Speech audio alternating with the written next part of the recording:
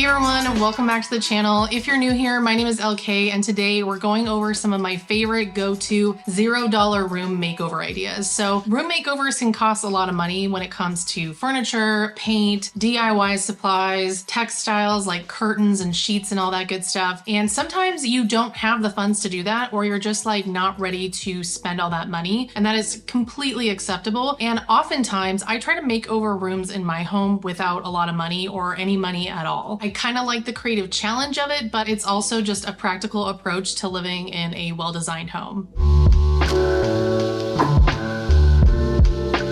So one of my favorite ways to rearrange decor in the home is something that I kind of came up with, I don't know, a couple years ago when my partner and I were kind of split on how to design our living room. And I've always wanted to share it with you guys on the channel because I think it's so much fun. I just never had like the right place or time to do it. So hopefully this is it. But I call it the impulsive home shopping exercise. So basically you get a timer and you turn it on for maybe like no more than 3 minutes, honestly, because the whole point here is to eliminate all of your thoughts, just to go completely off of feeling. And I think that sometimes we can get caught up in what we're thinking about we want for a space, but this is all about how you feel about it in the moment. So you set a timer for like 3 minutes and then you run around the house and you grab as many things as you can, like lamps from the desk, art from the wall, take a picture of the curtains. You don't have to take those down, but grab anything. When I did this, I would go in the kitchen cabinets and grab bowls that were kind of interesting and inspiring to me that I had just picked up at some cool ceramic studio. And you dump it all in a pile somewhere safe, obviously. And then once the timer goes off, you can review it and just say like, okay, what is all of this and why do I like it? So at the end of this exercise with my partner, we both had two really interesting piles of stuff that kind of just gave a completely different vibe than what we were going for. And it was so interesting because those are items that we already own and we kind of just maybe forgot about or we just weren't thinking about. It's first of all so much fun, and second of all such a great way to get a visual idea of what matters to you most. Yes, you kind of create this mess and you have to plug lamps back in and put art back on the wall and all that good stuff, but it's totally worth it because not only did it help us come up with this like really cohesive style, but it also brought to light a lot of items that we're obviously not gravitating toward and kind of helped us let go of those things. I'm a really visual person and I think nothing is more impactful than seeing something right in front of you.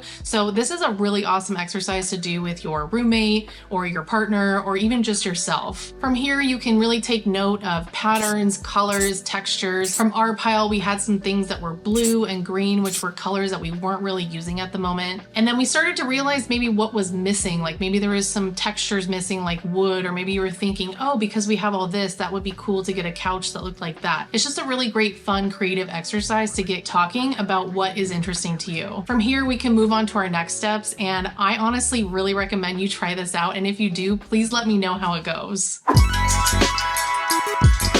So another really great way to get a handle on what's in your home and what is really working for you is to start removing things. So I personally have 2 racks in the home where I keep all of my home decor, like my lamps and pendant lights and vases and things like that. But you could have a box in the garage or the basement or the attic, wherever works for you. And you can periodically cycle through your decor so that you're A, not always shopping for brand new things. B, you're forcing yourself to shop intentionally. And what I mean by that is when you're picking up something at the estate sale or the thrift store or even brand new, I want you to envision like, can this piece fit in my home in just about any room? If it feels like a cohesive, versatile piece, I think it's a great piece to add to your box or your rack or whatever it may be. And if you're anything like this guy, Rajiv Surendra, that I follow on YouTube, you should definitely check out his videos. I'll link it below. He collects so many really interesting antiques, but he lives in a small apartment in Brooklyn. And so he rents this storage unit and he puts all of his like special finds in there and then rotates through them through the year, because honestly, just because we collect things or we like things a lot doesn't mean that they need to be all over the house all the time. So I just love the concept of having a space where you can put all of your decor that you have intentionally collected, that you do really love, that you have invested money and time into a space that's maybe really well curated or just really safe and organized. And you can periodically just bring out certain things every now and then when you feel like maybe you're kind of bored of your decor. Or if you're just feeling like you need to make over a room, you can start just bringing in in random pieces of decor that you already have to kind of see what they're looking like in the space and see if you feel connected to those pieces in that actual room. It's kind of similar to what some parents do with their kids. They buy them all these toys and then they like hide 50% of them and then keep them for like 3 months and then bring them out 3 months later, and the kids are like, oh my god, wow, we have new toys, instead of feeling like they constantly have to buy them something new. I do the same thing with our cats. They kind of get sick of certain toys, and instead of going to the pet store and buying new toys, we just have a box of all their toys that we really like, that we know that they like, and we just kind of leave maybe, 5 or 6 of them out at a time, and then we'll put those ones away and bring new ones back, and they always get super excited when we do that. So I feel like we are all just the same way. If we can hide some things and then bring them back out and kind of move them around all the time, rotating decor is honestly essential to making your space feel fresh and cleaned and well designed.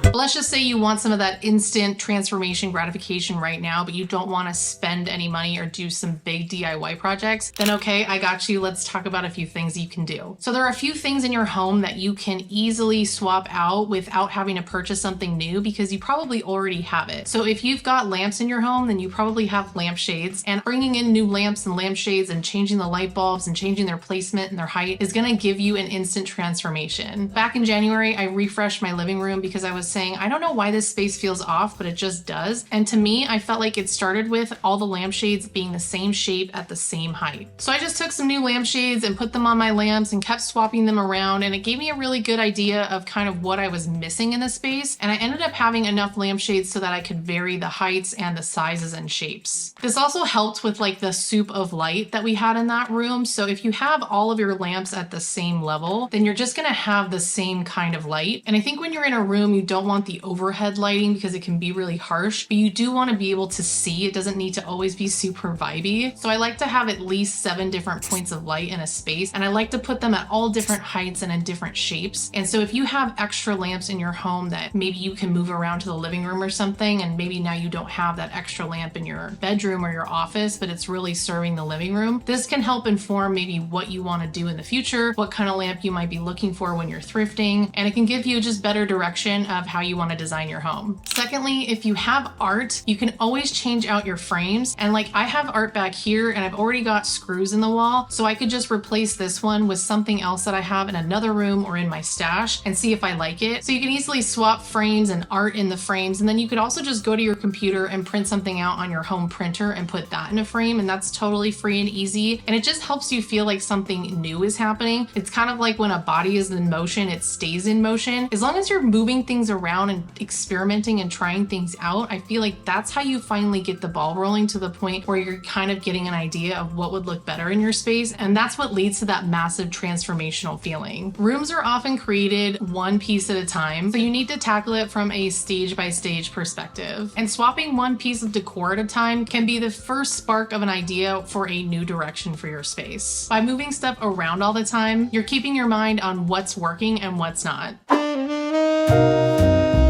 Another tip I just shared with you in my last video, which was the bedroom makeover, I just cleaned all of the baseboards and all of the trim around my windows, and I swear it made such a difference. And I know this is like a $0 makeover, but some people, and I feel like a lot of people, have like a can of white paint sitting around, and if you just paint over the trim that you have, if you have that paint color sitting around, oh my gosh, it makes such a world of difference. We actually had this happen to us at one of our old apartments. The landlord left a can of paint there that had the same color in the kitchen, and we ended up just repainting all of the cabinets with that same paint. Some things were kind of nicked and scratched and a little bit dirty from maybe like the 1.5 years that we were living there, but wow, it made such a difference. It felt like we just moved in, and it was totally worth it. And speaking of cabinets, one thing that I think is really overlooked is closed storage. Putting things away in boxes or behind closed doors can really clean up the look of your space and make your essential items look curated instead of just lived in. Oftentimes, we're not unhappy with the furniture or the decor that we have, we just need to put it somewhere else. This works great for a bathroom where we usually have so many essential items that we're using all the time. By putting those things on a tray or in a container or even in a little wall cabinet, you'll get that instant transformational gratification, and it'll honestly just clear so much of your headspace. For example, I put this glass ashtray in the bathroom to hold some of my things that I'm using all the time, because honestly, if it's not in front of me, then I forget about it. And this just kind of elevates the entire countertop. It adds a pop of color, and it's way more interesting than adding something from like the container container store, and it's something that I already had on hand. I also just recently put away all of my perfumes that were strewn across my dresser into this cabinet I made out of an old fire extinguisher box. So definitely go check that out if you haven't seen it already. I'll link it below in the description. And it's not that all of my perfume bottles were really ugly or something. It's like they were all really nice to look at in their own right. But when you have more than 3 or 4 sitting out, it just starts to feel really cluttered, and that can just make the room feel kind of off and messy and not well designed. So I love that now that there's a special and unique place for them to live, and this little box adds a level of interest to my room that wasn't there before. In your kitchen, I know that that can be a real pain point for a lot of people because it's such a high traffic space with so many activities all the time. I suggest you clear out some of your cabinets that maybe have some of your dry goods in them, and you could decant those into maybe some mason jars or whatever kind of containers you want to have out, and you could display those on your counter and then take that air fryer or that toaster that was taking up way more space and put that in the pantry where all your dry goods were. You could also do this with your pots and pans and your knives. So I love like a cute little pot rack that you put all of your most used pots and pans on, or I love taking the knife block off of the counter and putting them on like a magnetic strip. And that's, I think, such an interesting piece of decor because it's super useful, it's really accessible, and it just adds a little something to your wall. I'm sure that you have some things around your house that you could rearrange and put away so that the things that you do have on display do look organized and well designed and intentional. All of these little suggestions are things that will instantly transform your space and make it feel so much more different. And in the case of the kitchen or the bathroom, you're not even spending money on really expensive decor. You're just using your essential items as the decor. As long as they just look well organized and clean, it'll be something interesting to look at. I think a home is really well designed and stylish when it's purposeful and organized.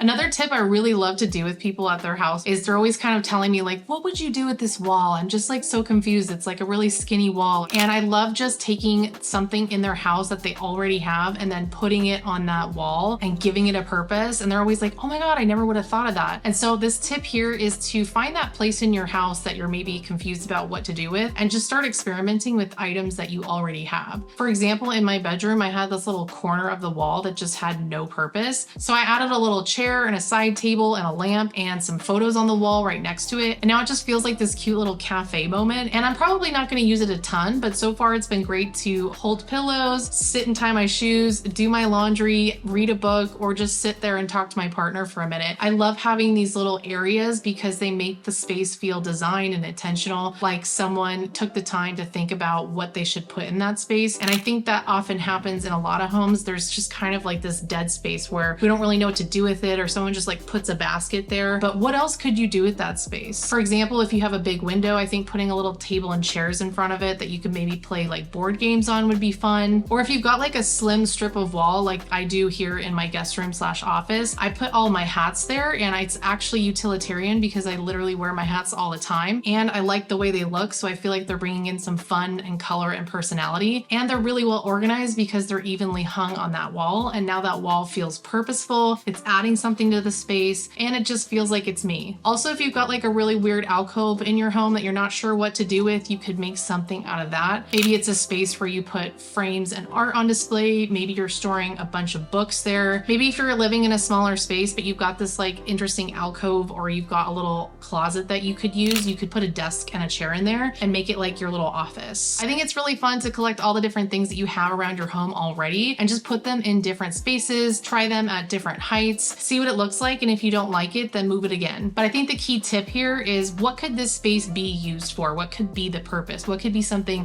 fun or interesting or relaxing I could do in this space?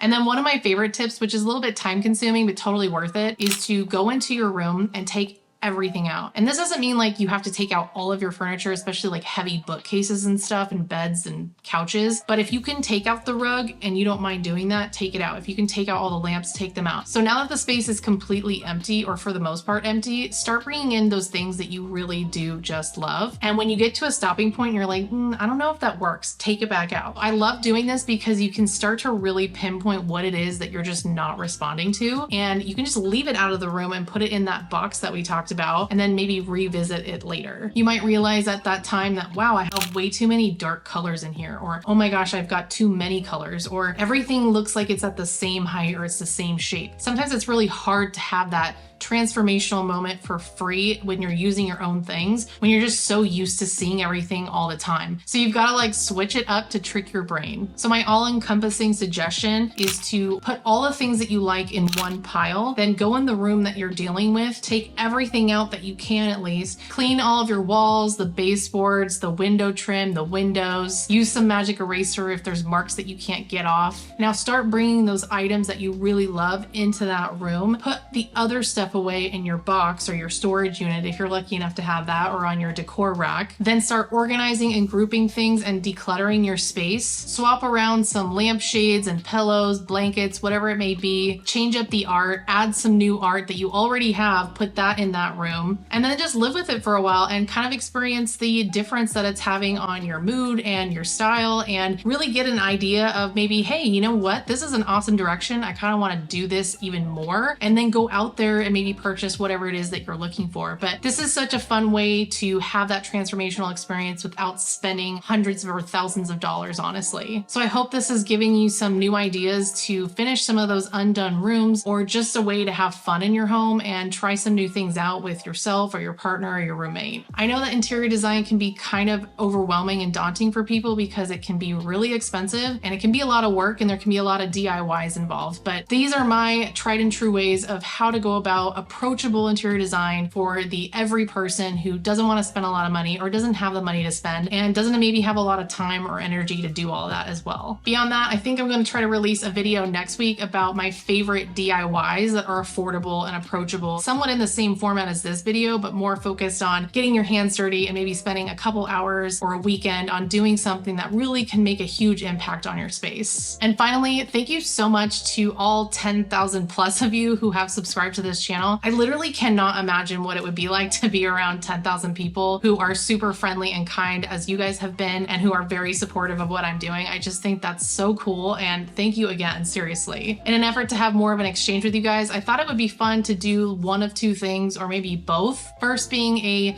live Q&A of sorts, so I think it would be fun to put out like a community post and you guys could dump all your questions in there, and then I could get on like a Sunday morning and we could chit chat about what you guys are asking and just have more of a casual exchange. So let me know in the comments if you would like something like that, and then if you do, I will put out that community post. And then my second idea was to take in some submissions of your spaces. So if you're feeling stuck, or you want some like creative ideas, or you feel like you want my opinion on something or whatever it may be, or I have received a lot of comments of like, oh, I wish you could help me with my bedroom or my kitchen or something like that. So I thought, okay, well, maybe I can help you. I can give you some kind of idea about what I would do if I was in your space. So if that's a thing that you're interested in, let me know that as well. And if so, then I'll put out a community post and kind of give you the guidelines on what I'm looking for. But I think it would be fun, and I could probably figure out some kind of like low-key rendering in Canva or something to give you a visual of what I'm talking about. But yeah, I just wanted to say thank you again, and I will see you guys on the next one. Bye.